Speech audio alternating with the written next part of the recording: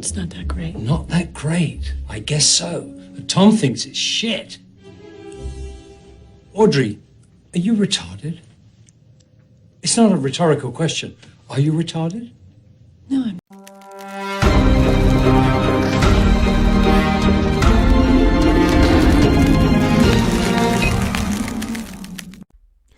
Hey, what's up, everybody? Jazz Borganzo here. Another What's Next. Happy Friday.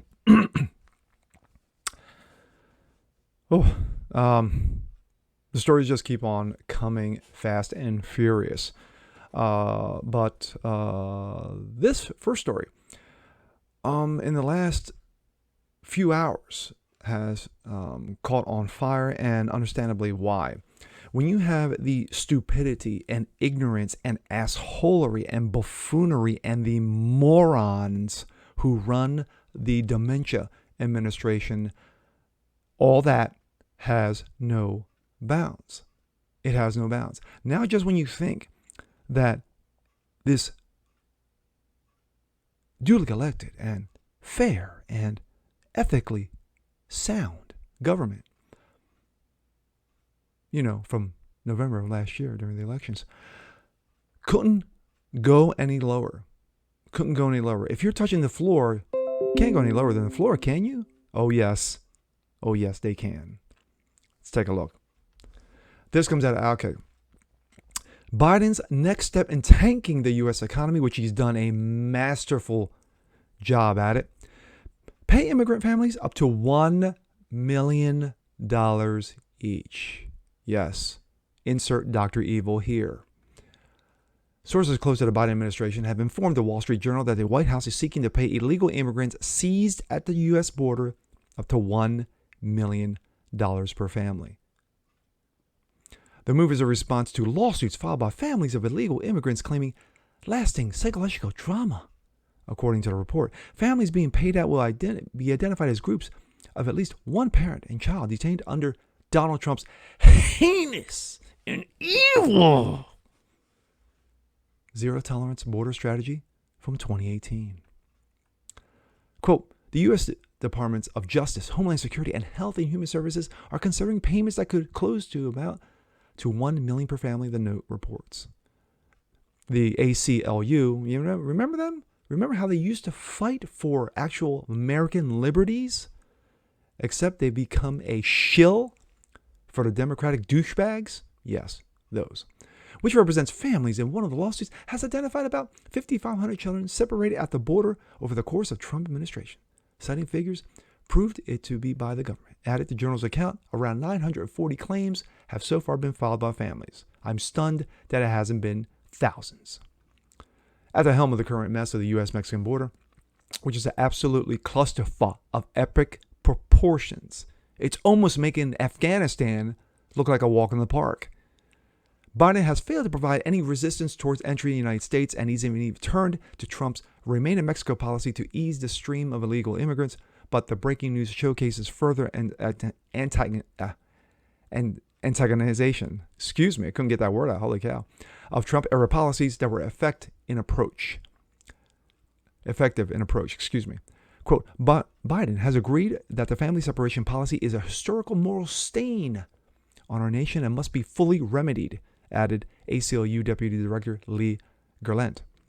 That remedy must include not only meaningful monetary compensation, yes, reparations, if I may say, but a pathway to remain in the country.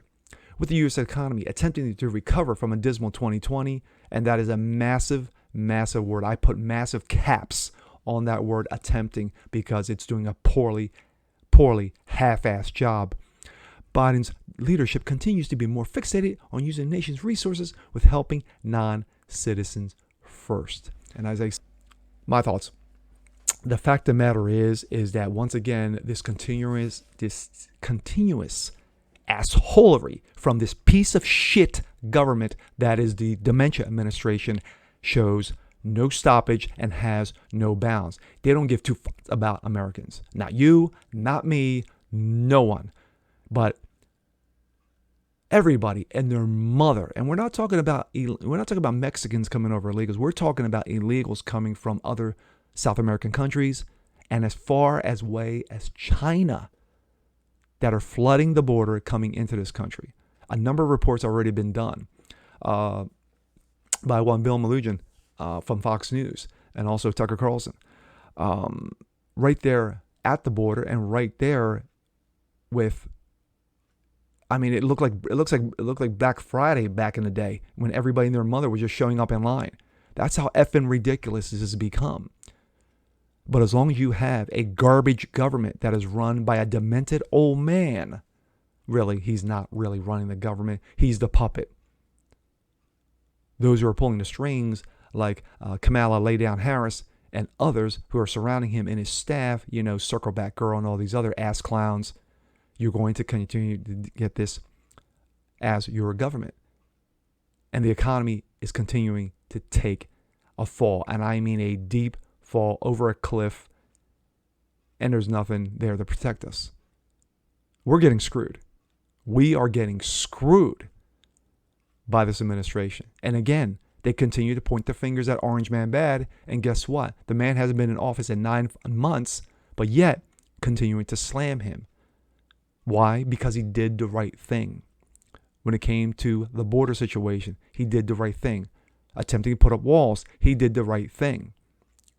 No matter what you think of him, he was doing the first true progressive thing regarding the border situation since the days of Reagan, prior to Reagan signing that policy back in November of '86, allowing a certain amount of illegals, amnesty, to come over into the country.